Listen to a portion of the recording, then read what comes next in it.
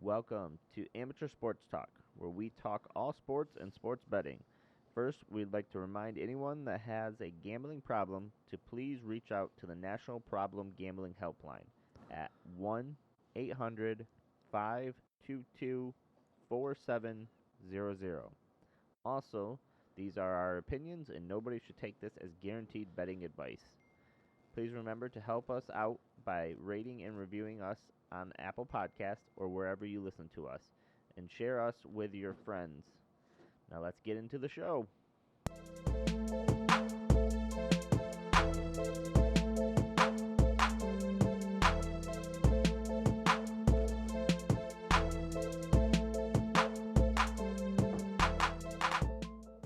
What's going on, everyone? This is Devin with Amateur Life. We're going to do our first UFC card of 2022. So we're going to try this out. I'm going to review the fights, the early prelims, and the main card. Kind of go through who I'm looking at taking, try to read off some stats and stuff like that. All right, we're back live. I'm not going to run through the whole intro again. I'm just going to try to run it. Hopefully this is working and recording. I just tried to start this, played my whole intro music and everything, and it dropped. So we're getting into the UFC card. I'm going to have to kind of watch this. Hopefully this doesn't fall off again. So basically I'm going to go through early prelims, main card, all, and tell you kind of what odds I'm looking at taking, who I'm looking at taking, kind of give you my thoughts. That's really the kind of the point of this. I think I might try to get someone else in here. I have one person that reached out to me on Facebook, and so if I can plan ahead next time a little better and get a set date and everything, probably get someone in here to kind of, disagree with me probably on my thoughts, because I'm getting back into the UFC. Just like there's a couple other sports I'm getting back into for the first time, and so trying to follow all these sports at one time is getting hard. But at the same time, UFC last like 3 fights I've watched, I've went in and took bets on fighters and stuff like that. So I feel it's fun, and so I just want to kind of talk about it, share my thoughts, my opinions. I could be completely wrong, but so far last few I felt like I've done pretty good, come out ahead. So we're gonna try to keep it rolling and see how this goes. So let's see here. Can I adjust that? All right. So first fight of the night is in the early prelims. It is starting at 7 p.m. Eastern tonight, and that's Kay Hansen versus Jasmine. I'm not even going to try to say her last name.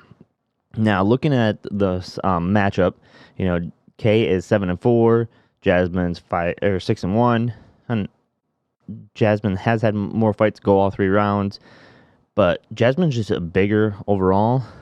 She averages she's 5'7", 125. 68-inch reach. She's orthodox stance. I say let's going down to striking, and she lands more significant strikes per minute. And then grappling, we can jump down there.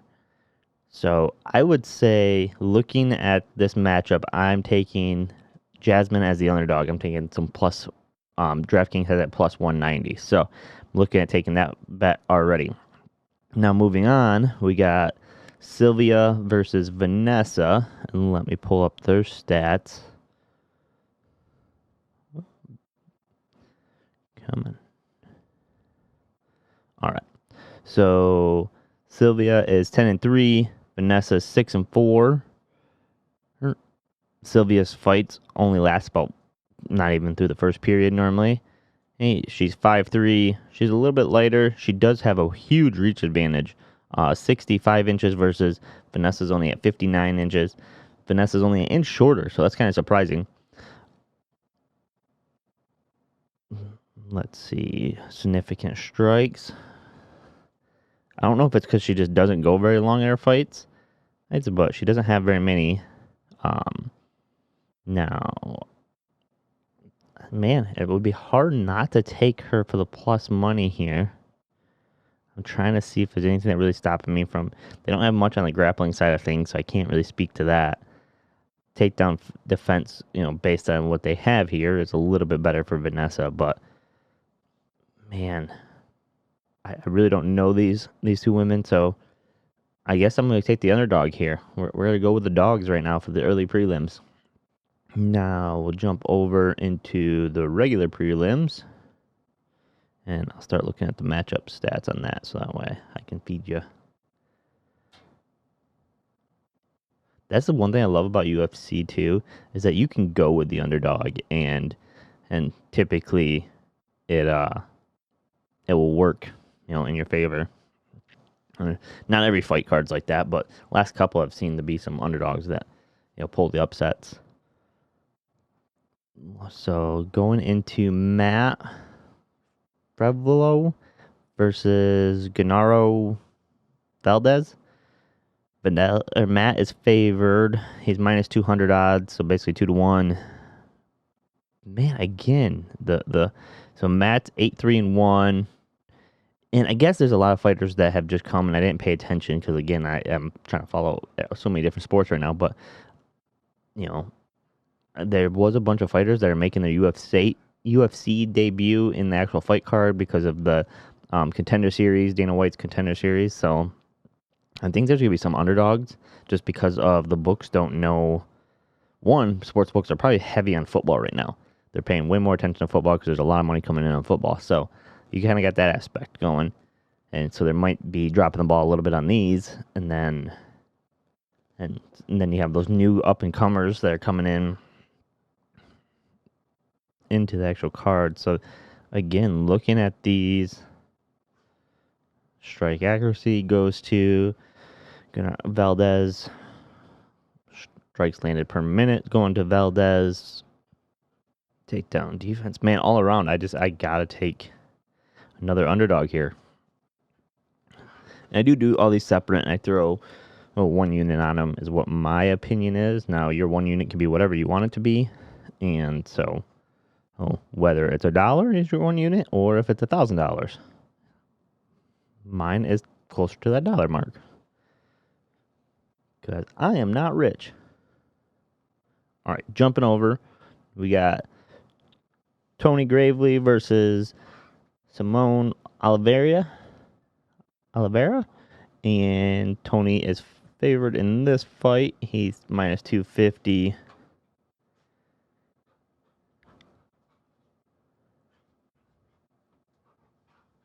Now looking at this fight, I like the Tony in this one. I'm probably going to stay away from it because it's not the best odds, so I probably won't put any on this fight. But I do like Tony in this fight. Not saying that Oliveira won't win. He's 18-3. He just has more fights that's gone the distance. He's gets a little bit of a reach advantage. They're both about the same age.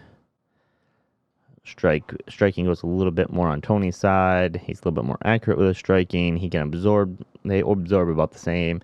Strike defense is a little bit less. That hand goes over to Oliveira. Takedown defense and accuracy. Man, it looks like it's hard. It is hard to take down, but yeah, I think I'm gonna just stay away from this fight. Not putting my money either side. Jack Della versus Pete Rodriguez. And 4-0 record for Pete. I think this is his first fight in the UFC. Now, 4-0 is just as a professional fighter. It's not necessarily UFC records here. And then Jack Della is 10-2. Let's see. What do we got? Yeah, I'm probably going to, just because there's not, it's such a heavy for Jack Della, I'm probably going to stay away from this fight too because he's minus 365. And that's just not getting any money worth. So I'll probably stay away from this one. Not saying that Pete couldn't do it, since this is UFC debut by the looks of it. And so, should be a good fight. I'm really looking forward to this main card. Main card is what's going to excite me. 2 belts on the line. Got the heavyweight championship. Have 2 beasts of guys. All right, now we're into, this is the last prelims. Rony Barcelos versus Victor Henry. And, man, right now odds are 490 for Roney versus plus 360. And I'm probably going to have to go with that. I just don't know enough about Victor to really, again, say that he hasn't had a ton of UFC experience from my knowledge, from the stats I'm getting from here. So I'm probably going to stay. So those 3 fights, those last 3 prelims fights, I'm probably going to stay away from. There's 3 early ones, and so now going into the main card, got 5 fights now on the main card. Because I know they moved some around with this card. Because I started looking at it at one point, and yeah.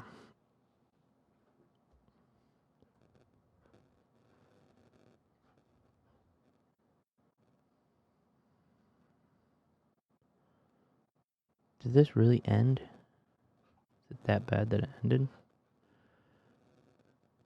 Alright, I'm just going to keep going and just delete the YouTubes and probably just do the podcast version.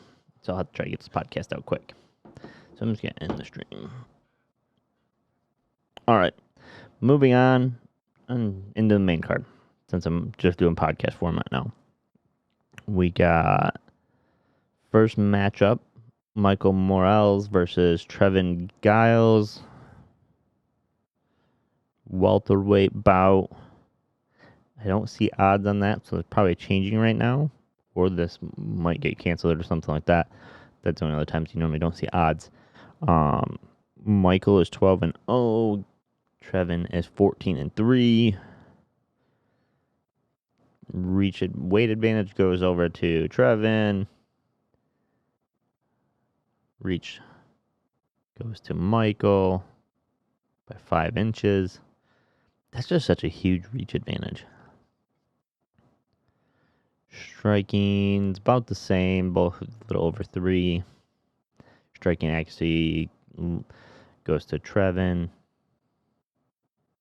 Strikes absorb is 3.47 versus 2.01. Looking at the odds, well, I don't have the odds, so if I had to lean one way or the other, I'm probably taking Michael, which I'm going to assume the odds are probably on him, but all right. Now we'll look at the Cody Stamann versus Sade Nurmagomedov. I can't do it. All right, this fight card. I wonder why my internet's being so bad. Maybe because it's Saturday. Let's see. Cody Stamann, 19-4-1. I don't know if it's Sade or Sade. I'm assuming Sade. 14-2. His average fight time's 8:20. Reach advantage goes to him. Yeah, I definitely got to take Sade in this one. He's the favorite. He's minus 195. I'll probably throw some money on him. I don't know if he's newer to the UFC. No. They have Cody ranked, but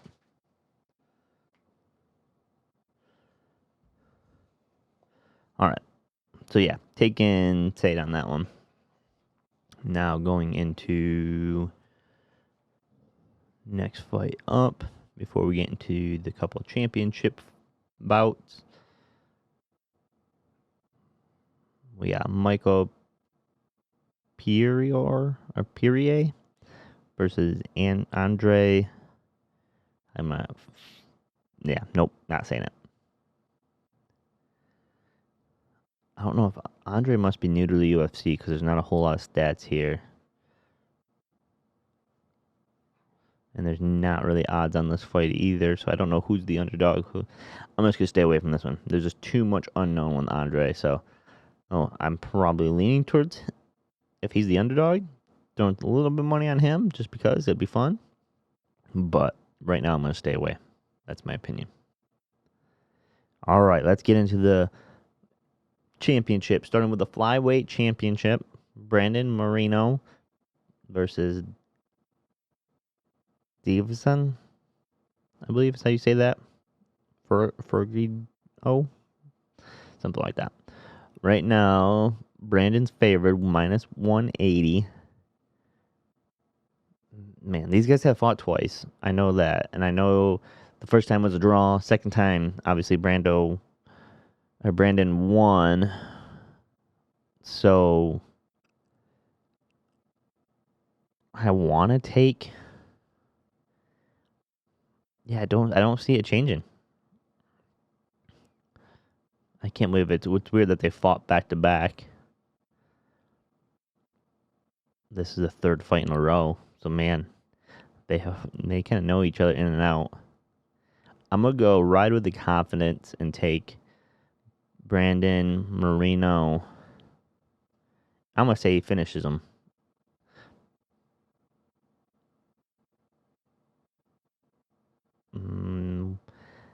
Wonder what the odds are if he finishes him by.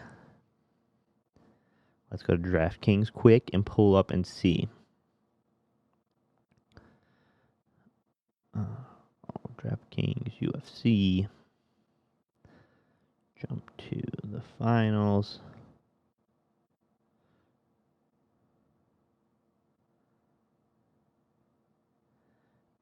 Fight lines. Man, that line's even moved from what they have.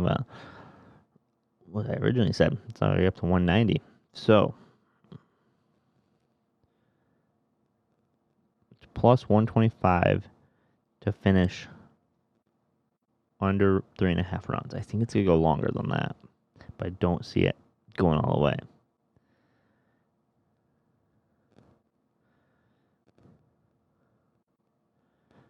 Let's see. Round 4 submission. For the fun of it, I might say round 3 KO, TKO, or DQ. I guess I probably should look up how he's won most of his fights.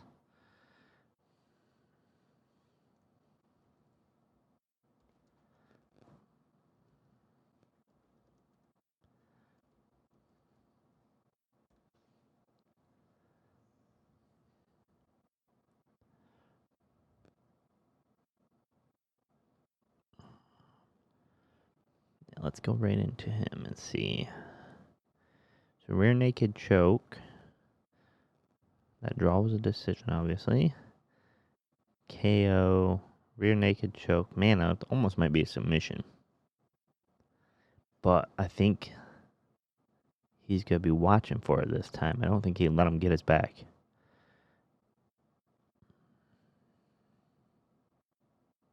Sometimes it's hard to do, though. Man, it might be fun to throw. Let's see. Well, Moreno to win by submission in third round, like he did last time, is plus 1,600.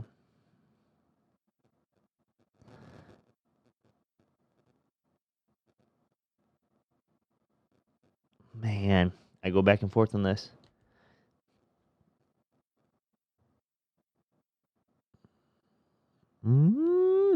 I'll probably play with some prop bets there. Something different. I'm not going to say it on here just because I want to get this wrapped up for anyone who's listening. And we'll get into... I might go submission, a finish of some sort.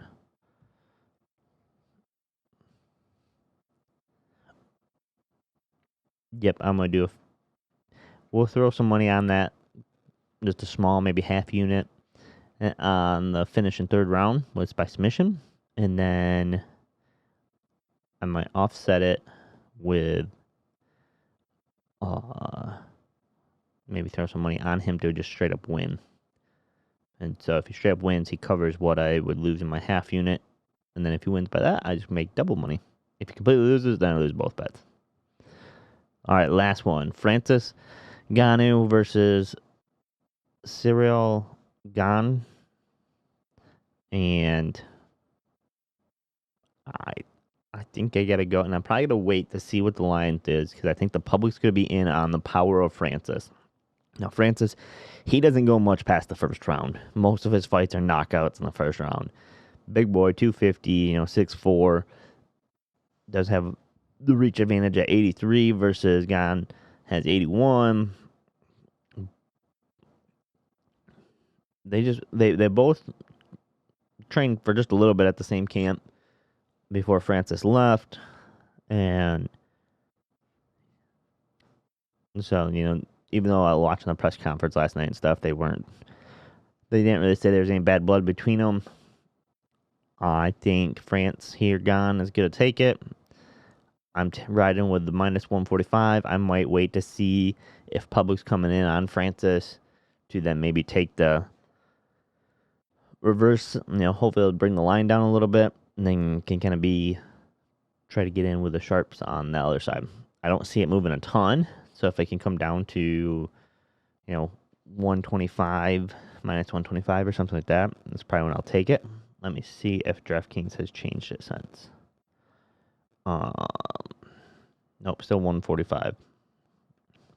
So that's where I'm at with these. Sorry, this is kind of a shitty first podcast of it. I'll get the regular podcast posted and we'll see what happens. I'll try to figure out what's going on with why I can't go live. So, otherwise, peace out till next time.